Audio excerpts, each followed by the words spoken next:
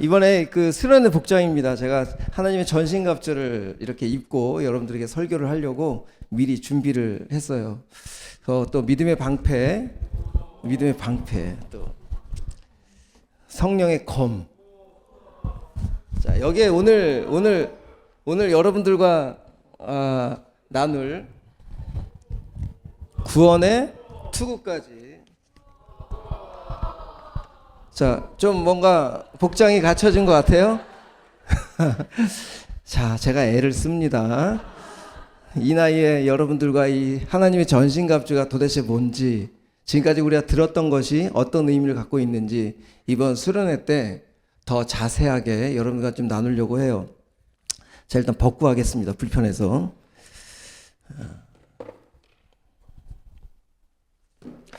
참 안디옥 사상 처음으로 이 복장 입고 설교하는 사람은 저 처음일 거예요. 자, 우리 가슴에 손을 얹고 오늘 말씀을 들을까요? 하나님은 사랑이십니다. 그 사랑 안에 내가 있습니다. 사랑받은 만큼 변화됩니다. 하나님은 말씀이십니다. 그 말씀 안에 능력이 있습니다. 말씀을 듣는 만큼 살아납니다. 내 마음을 주님께 엽니다. 아멘. 우리의 믿음의 고백처럼 우리 주님께서 우리를 오늘도 붙들어 주시고 말씀해 주실 줄 믿습니다. 지금 제가 입은 것처럼 하나님의 전신갑주는 군복으로 지금 사도 바울이 설명을 하고 있어요. 당시에 최고의 정예병이었던 로마 군인을 빗대어서 에베소 성도들을 향해서 너희들이 저 로마군이 지나갈 때마다 막 오금이 저리고 또한 두렵고 할 만큼 너희들이 지나갈 때마다 다른 세상 사람들이 보았을 때 또한 마귀가 보았을 때 야, 저 친구는 공격할 대상이 아니구나 라고 하는 잘 무장 갖춘 사람이 되기를 바라는 마음으로 이렇게 지금 사도 바울은 외적으로 보이는 로마 군인의 군복을 빗대어서 설명하고 있어요. 그런데 실제로는 우리가 계속해서 외적인 처음에 시작했던 허리띠, 두 번째 가슴에 흉배, 호심경, 그리고 지난주에 했던 것이 뭐였죠? 호심경 뒤에는 신발 했죠? 평안의 복음의 신발. 그리고 지난주에 했던 믿음의 방패, 믿음에 대한 이야기는 오늘 조금 더 여러분들과 나눌 겁니다. 그 다음에 구원의 투구, 이렇게 겉으로 보여지는 것, 이것들을 이야기하고 있지만 실은 그 안에 내면의 영적인 무장을 설명하고 있죠. 샤넬의 창시자인 코코 샤넬이라고 하는 여성분, 이제 여자분이 이런 이야기를 했어요. 한번 올려주시겠습니까? 옷만 기억되는 여자는, 그러니까 남자들에게 한 거예요. 너희들 남자들 어떤 여자를 만났을 때에 처음 만나서 옷만 기억되는 여자는 두 번 만나지 말아라. 이런 이야기를 했어요. 옷을 만드는 패션의 주도가가. 왜 그럴까요? 왜 그럴까? 이런 얘기를 왜 했을까요? 진짜 패션은 내면이 중요하다라고 하는 거예요. 그 사람의 됨됨이를 뛰어넘을 수 없다는 거예요. 외적인 것이. 이 의미가 뭘까요? 우리가 외적으로 제가 보여드리는 이런 복장이 다른 악한 마귀들에게는 전혀 소용이 없다는 거예요. 우리 내면이 무장이 돼야 된다는 겁니다. 그래서 모든 하나하나 때마다 우리의 영적인 내면을 연결해서 설명을 했죠. 우리가 교회 건물이 아주 멋지고 좋다고 해도, 또한 예배의 분위기가 세련됐다고 해도 우리가 내적으로 채워지지 않으면 무슨 소용이 있겠어요? 그렇죠? 지금 중국은 교회를 문을 다 닫았습니다. 16세까지는 교회도 갈 수가 없어요. 법적으로 정해졌습니다. 그만큼 교회 문들이, 한인 교회들이 문이 다 닫혔어요. 아무리 교회 건물이 좋아도 예배 드릴 수가 없습니다. 그리고 언제 팬데믹이 또 올지 모르죠. 우리의 현장 예배를 드릴 수 있다 없다에 중요한 것이 아니라 우리가 지금 예배를 드릴 수 있었을 때, 이렇게 말씀을 들을 수 있었을 때 우리 내면의 무장을 잘 해야 그런 상황들이 펼쳐질 때 우리는 꼭 현장이 아니더라도 우리가 승리할 수 있는, 마귀를 향해서 승리할 수 있다라고 하는 거죠. 지난주에 방패에 대한 이야기를 했습니다. 이 방패는 막는 구실을 하는 거예요. 갖고만 있는 것이 아닙니다. 불화살이 쐈을 때 믿음의 방패를 드는 거예요. 우리가 믿음을 알고 있다고 해도 들질 않으면 속수무책으로 맞게 돼 있는 거예요. 불화살에. 그러면 지난주에 이 불화살이 여러 가지 것 중에 뭐라고 얘기했죠? 많은 것들 중에 의심이라고 하는 불화살이 에덴 동산에서부터 아담과 하와를 무너뜨릴 만큼, 또 예수님이 이 땅에 오셨을 때도 시험했을 때 의심이라는 것을 가지고 네가 진짜 하나님의 아들이라면 하고 하나님과 아들의 관계를 의심하게 했어요. 또한 우리들에게도 매 순간순간 우리의 상황을 보게 하면서 정말 하나님이 너의 아버지 맞아? 하나님이 정말 너를 사랑하시는 거 맞아? 해가지고 하나님의 사랑을 계속 의심하게 만드는 것이 마귀의 작전 중에 가장 큰 작전이라고 했습니다. 그 불화살들이 수도 없이 쏴질 때에 우리는 속수무책으로 그 맞기만 하면 금방 그 사람에 대한 불신이 생기고 좋았던 공동체도 깨지고 부부 사이도 갈라지는 이런 엄청난 불화살을 막을 수 있는 방법이 16절이라고 했는데요. 이 16절 다시 한번 읽어보면 시작. 이 모든 것에 대하여 믿음의 방패를 손에 드십시오.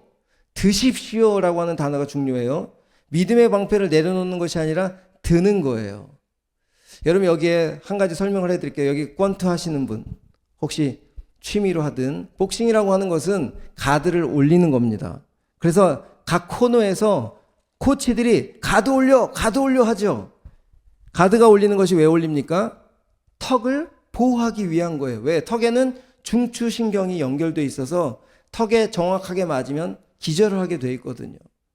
그러니까 다운되면 그 권투는 지는 거니까 카운트가 10까지 셌을 때 일어나지 못하면 그 게임은 지는 거기 때문에 이 가드를 올리는 것이 엄청 중요한 거예요. 그래서 가드 올려 방패를 드십시오라고 하는 이 단어가 낙심이라는 단어예요. 손이 내려지다 하게 낙심하다는 거예요. 우리가 그런 의심의 불화살을 맞으면 우리의 가드가 내려진 것처럼 카운터 펀치를 맞아서 다운되어 있는 상태, 낙심되다 라고 하는 단어가 바로 헬라어로 여러분들에게 말씀드린 엔카케오라고 하는 단어였어요. 여러분 이 엔카케오라고 하는 단어는 꼭 기억하십시오. 내가 지금 낙심되고 있다. 뭐가 내려져 있는 거예요? 믿음의 가드가 내려져 있는 거예요. 우리는 예배를 드리는 것도 믿음의 가드를 올리기 위해서 준비하는 거고, 세상에 나갈 때 이 가드를 올리지 않으면 복싱할 때 언제 맞아서 다운될지 모르는 상황이 된 거죠. 근데 우리는 가드를 내려놓고 싸우고 있다는 사실인 거죠. 아무리 자기가 빨라도 주먹보다 빠를 수는 없겠죠. 자, 이렇게 믿음의 방패, 믿음이 도대체 뭘까? 그 엄청난 의심의 불화살을 막을 수 있는 그 믿음이 뭘까? 지난주에 여기까지 설명하고 다음 주에 했기 때문에 이제 그 마음을 좀 담고 있을 텐데, 자, 믿음은 첫 번째로 잘 기억하세요. 믿음은 우리 안에 없습니다. 여러분 안에 믿음 없어요. 여러분들이 내면으로부터 뭔가 믿어진다라고 했던 것을 한번 돌이켜 보세요. 얼마나 오래 갑니까? 우리가 아무리 작심삼일 잘 믿어야지, 말씀 읽어야지, 하루에 기도를 몇 분이라도 해야지 금방 잊어버리죠. 그걸 믿음이라고 얘기합니다, 우리는. 근데 하나님 그걸 믿음이라고 보지 않으세요. 우리들의 의지일 뿐이고 우리의 신념일 뿐인 거예요.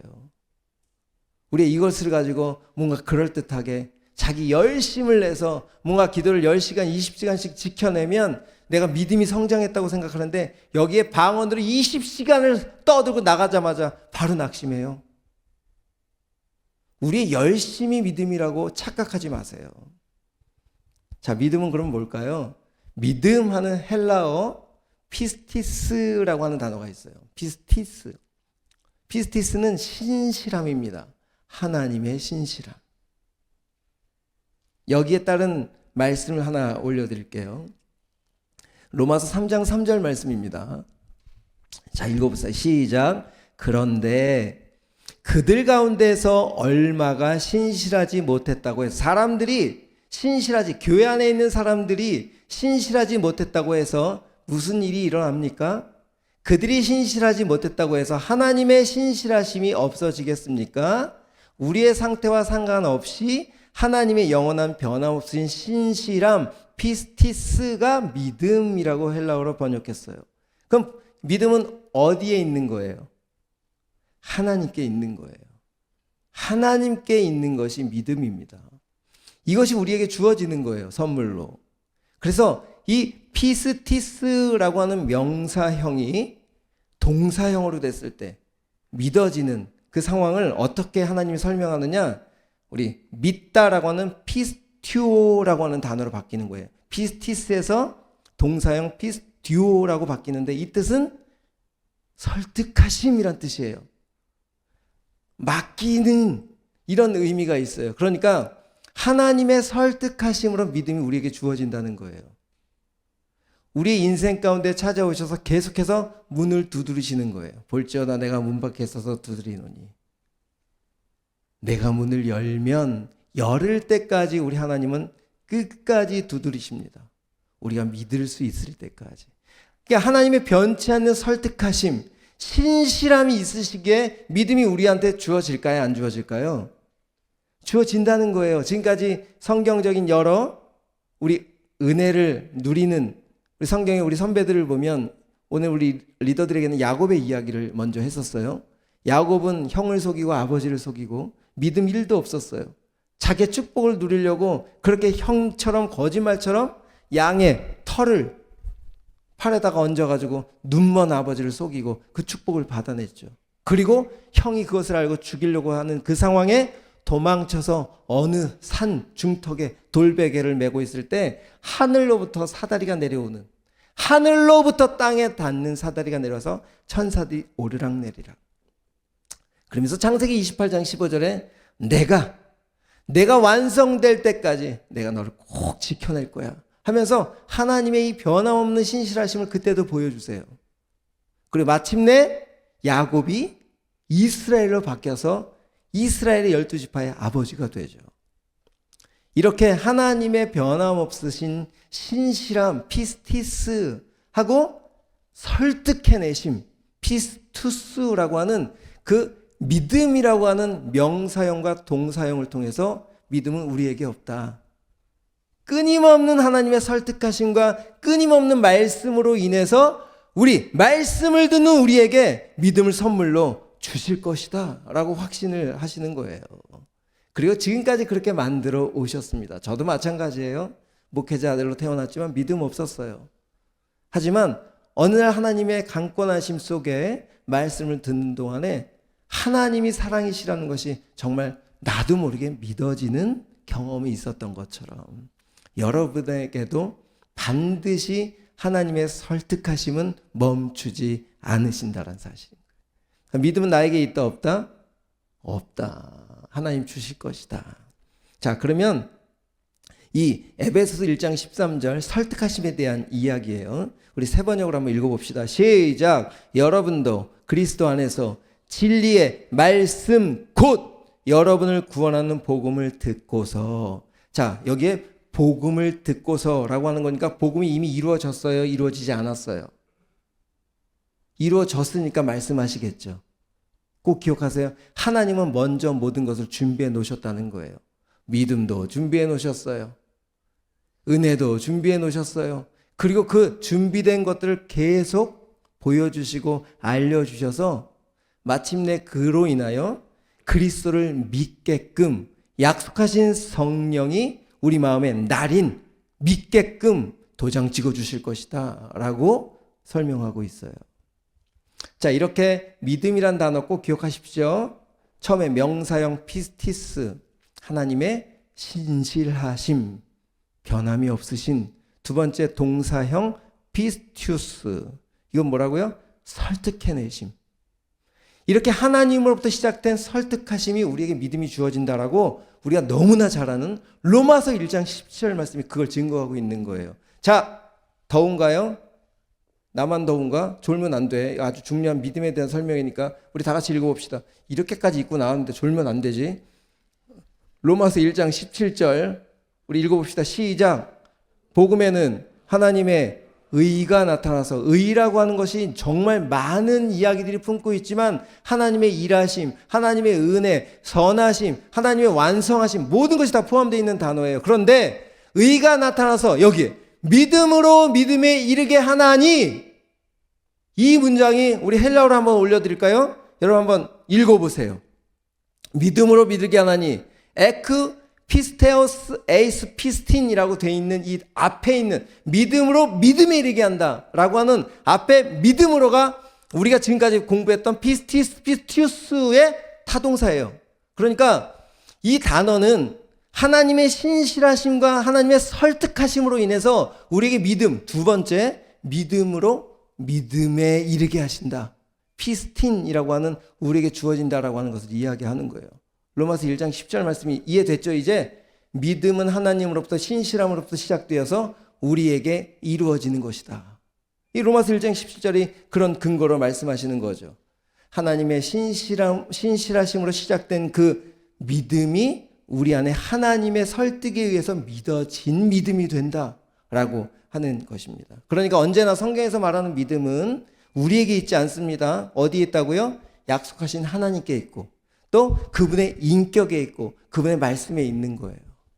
믿음은 바로 그런 겁니다. 자, 그리스도인들이 이제 걸어가는 의심의 화살들, 낙심의 화살, 여러 가지 화살들을 막 쏠 때마다 우리는 어떻게 해야 되겠죠? 믿음의 방패를 들어야 되는데, 이 믿음의 방패를 든다라고 하는 것은 뭘까요? 이제 방패를 들고 우리가 믿음이라는 걸 알았잖아요. 이 믿음이 뭐예요? 하나님의 신실하심, 변함이 없으심, 우리를 마침내 우리 믿음 있는 자로 세워가심. 그러니까 마귀가 아무리 의심의 이야기를 해도, 야, 아직 나는 좀 흔들리는 사람이지만 하나님이 나를 신실하게 붙들고 계셔.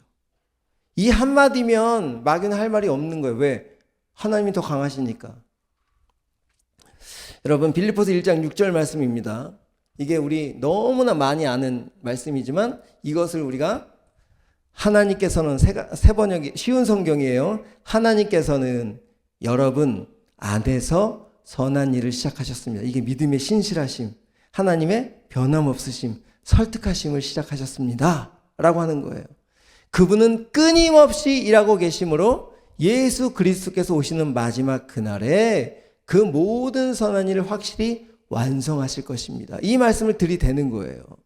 나에게 의심의 화살을 쏠 때마다, 야, 하나님은 말씀하셨어. 이 말씀을 탁 들이대는 거예요. 내 안에 그 하나님의 신실하심과 설득하심으로 이미 나를 선택하셨고 시작하셨거든. 내 조금 흔들린다고 네가 걱정할 필요 없어 라고 마귀를 향해서 그렇게 당당함을 표현해야 되는 거죠. 저는 이 설교를 준비하면서 이런 믿음의 기도를 하는 사람이 있었으면 좋겠습니다. 하나님, 내 삶에 일어나는 모든 일을 설명하실 필요 없습니다. 설명해도 잘 모르겠습니다. 아들 예수 그리스도를 죽이시기까지 나를 사랑하신 그 변치 아니하시는 하나님을 믿습니다. 저는 이제 이해로 살지 않고 믿음으로 살겠습니다. 이런 기도를 하는 사람에게 누가 불화살을 쏘겠어요. 그러니까 다시 한번, 하나님, 내 삶에 일어나는 모든 이상한 것들 다 설명하실 필요 없어요. 근데 우리는 설명이 필요하잖아요.